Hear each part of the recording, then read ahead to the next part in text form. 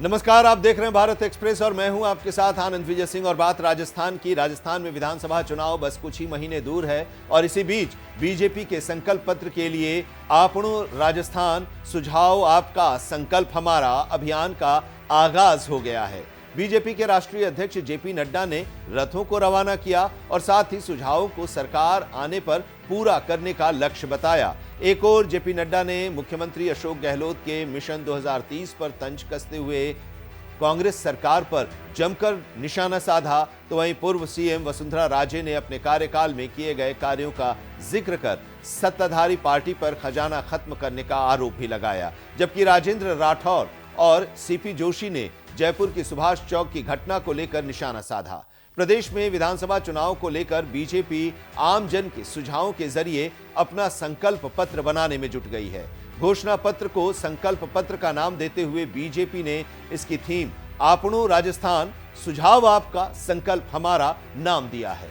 BJP के राष्ट्रीय अध्यक्ष जेपी नड्डा ने जयपुर के बिरला सभागार में अभियान का आगाज किया। कार्यक्रम के बाद 51 रथों को हरी झंडी दिखाकर रवाना किया गया। बीजेपी के ये रथ प्रदेश के सभी 200 विधानसभा सीटों पर जाएंगे और आम जनता से सुझाव लेंगे। बीजेपी के राष्ट्रीय अध्यक्ष जेपी नड्डा ने प्रदेश भर से आने वाले आम जन के सुझावों को राजनीतिक दस्तावेज की बजाय सरकार आने पर कार्य करने का लक्ष्य बताया।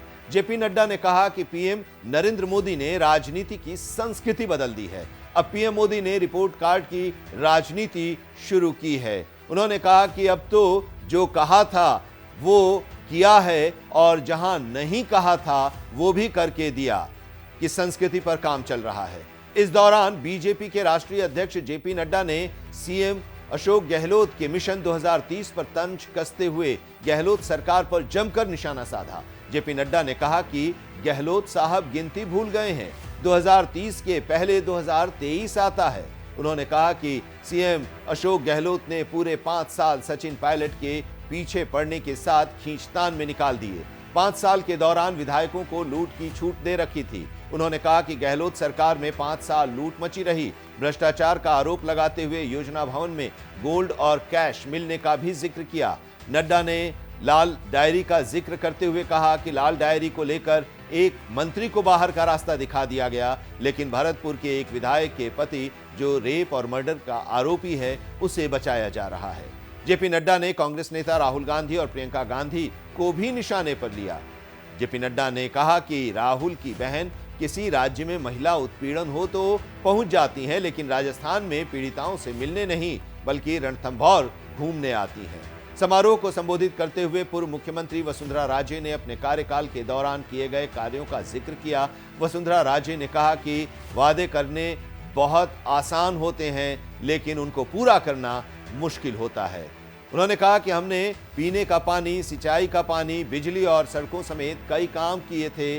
वसुंधरा राजे ने कांग्रेस सरकार पर निशाना साधते हुए कहा कि हम जानते थे कि कमर्शियल बैंक का कर्जा माफ हो ही नहीं सकता है। उन्होंने 10 दिनों में कर्ज माफी का वादा किया था और इसके कारण से प्रदेश में विकास के काम रुक गए। आज राजस्थान का पूरा खजाना खत्म होने की कगार पर है।